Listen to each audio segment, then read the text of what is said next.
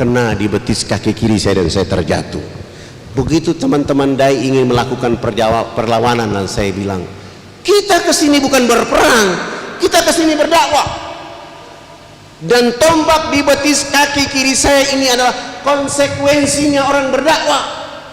Jangankan Fadlan, Rasul Muhammad SAW datang ke Taif, dilempar sampai tumpitnya berdarah-darah, tidak ada balasan apapun kecuali Rasulullah mendoakan mereka.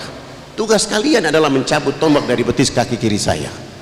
Begitu dicabut, saya dilarikan ke rumah sakit, harus tidur di sana selama 3 bulan masa penyembuhan. Setelah sembuh sehat walafiat, saya coba lari pagi, kaki saya sudah kuat, dan saya bilang, kita kembali ke kampung itu lagi. Teman-teman mengatakan, Ustadz kan sudah ditombak di sana, untuk apa kita ke sana? Hei, jangan bangun kebencian dan permusuhan dengan orang. Tugas kita berdakwah. Akhirnya kami datang ke kampung itu. Saya turun dari kendaraan menuju rumah kepala suku. Sebelum masuk ke rumah, di halaman rumah itu ada anak tertua beliau. Saya dekati beliau dan saya tanya, abang, ada bapak kepala suku? Ada, tapi beliau terserang penyakit malaria. Kami tidak punya uang, kami tidak punya mobil, sehingga kami tidak bisa bawa bapak ke rumah sakit. Saya langsung jawab, saya datang ini menjemput bapak kepala suku, abang dengan mama, kita bawa ke rumah sakit biar mengobati bapak di rumah sakit. Anak tertuanya mengatakan, tapi kan abang sudah ditombak bapak beberapa waktu yang lalu. Itu urusan lain. Urusan sekarang adalah kita harus menyelamatkan bapak kepala suku.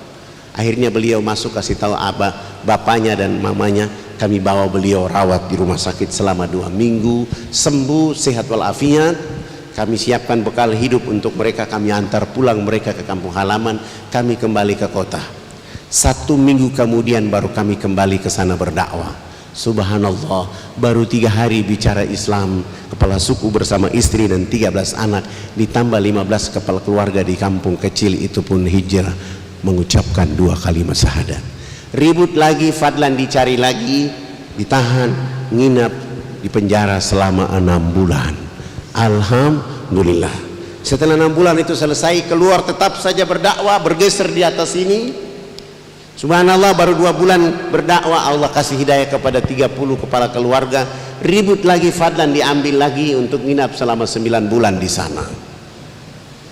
Hari terakhir dari bulan ke-9 keluar, orang yang mengambil saya di 3 bulan pertama, 6 bulan kedua, dan 9 bulan yang ketiga, dia buka gembok itu dan dia maki-maki saya di sana.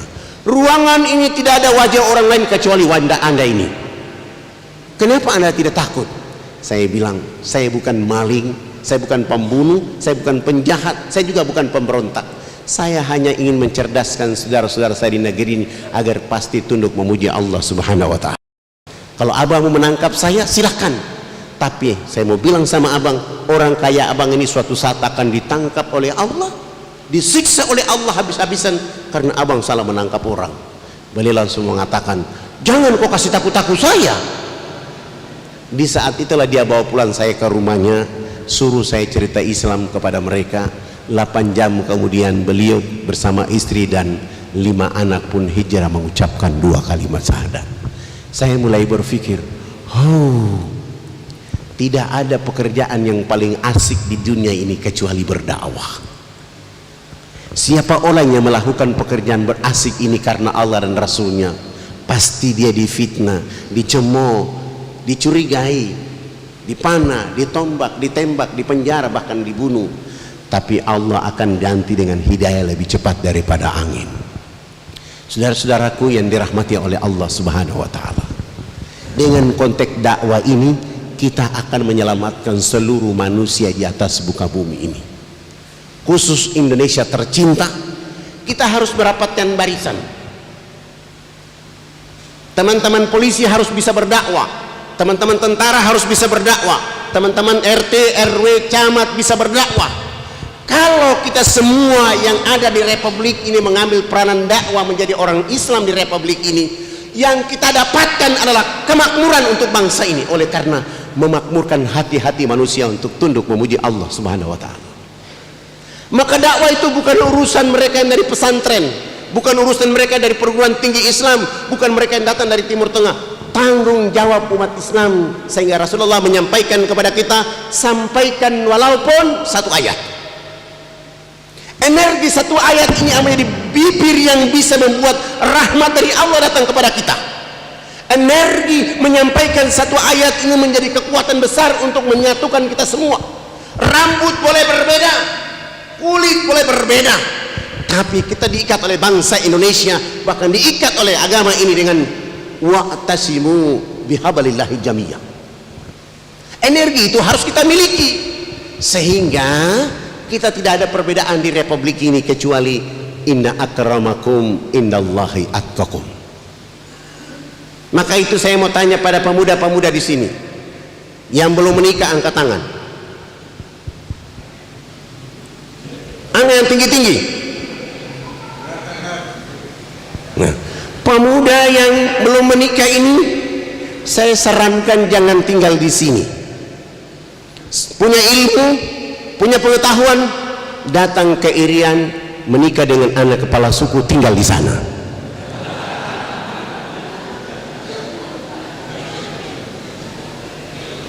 Kalau tinggal di sini, nikah sama orang di sini, anakmu anak Jawa.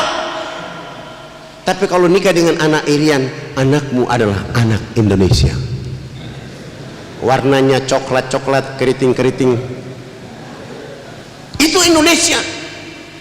Ini harus dibangun oleh kita, sehingga semangat menjaga Indonesia dengan dakwah menuju kemakmuran dan kebangkitan bangsa ini. Itu yang kita belum punya sampai hari ini.